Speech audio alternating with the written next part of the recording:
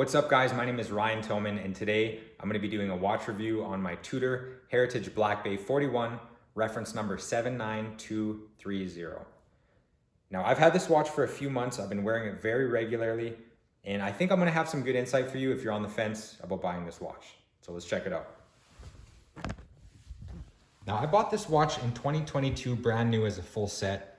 You can see the box, the extra links, the warranty card, user manual, the outer box. Now let's see the wrist shot. I love this watch. Okay, I first tried this watch on in New York. I fell in love with it. I came back to Canada, started doing my research and ended up buying it here.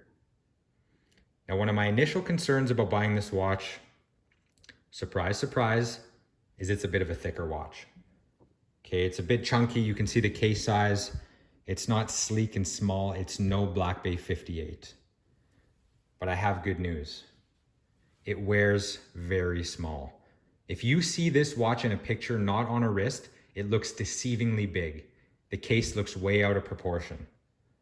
Now again, it is a bit of a bigger watch, but I was quite surprised at how well it fit when I actually tried it on in person. I have a 6.75 inch wrist, and you can see it fits me quite nice.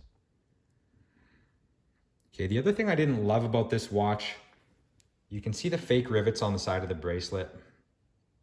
It's not smooth and flat like a Black Bay 58 or like a Rolex Oyster bracelet, but if that's holding you back from buying this watch, please don't let it. It's one of those things that you just simply don't notice when you're wearing the watch.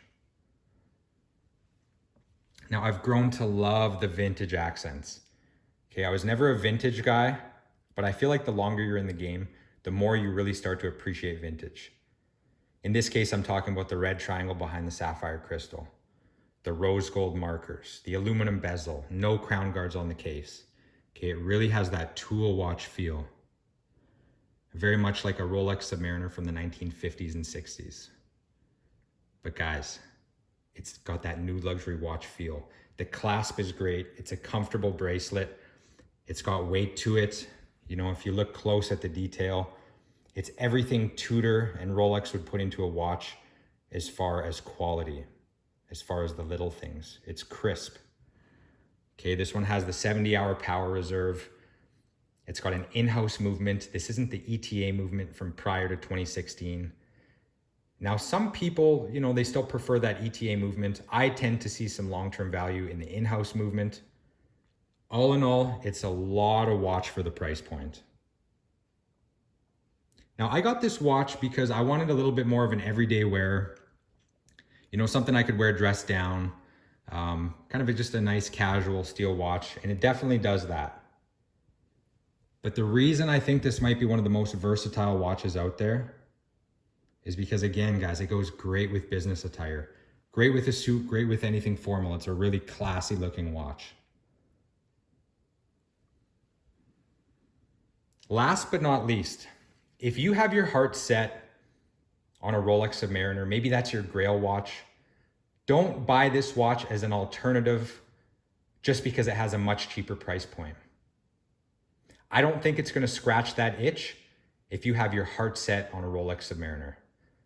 Yes, it looks very similar to the classic subs. Yes, it's made out of the same factory. The quality is pretty much the same, but it's simply in a lane of its own. Get this watch because you think Tudor is a great company, because you love the Black Bay. And just know that there are a lot of people out there who can easily afford a Rolex Submariner, but they seek out the Tudor Black Bay. Because in 2023, it's in a lane of its own. It's in a league of its own. It's a whole nother watch. So I think I'm going to do a follow-up video comparing this watch to my Rolex Bluesy two-tone Submariner. This is a reference number 116613LB. It's a 40 millimeter, it's a 2017. Now, it's not an apples to apples watch by any means. You could say that the bones of the watch are pretty similar, but if you're on the fence about buying that watch or a Black Bay, I think I'm gonna have some good insight that'll help sway you towards one or the other. Okay, so thank you guys for watching. I really appreciate it, and we'll see you next time.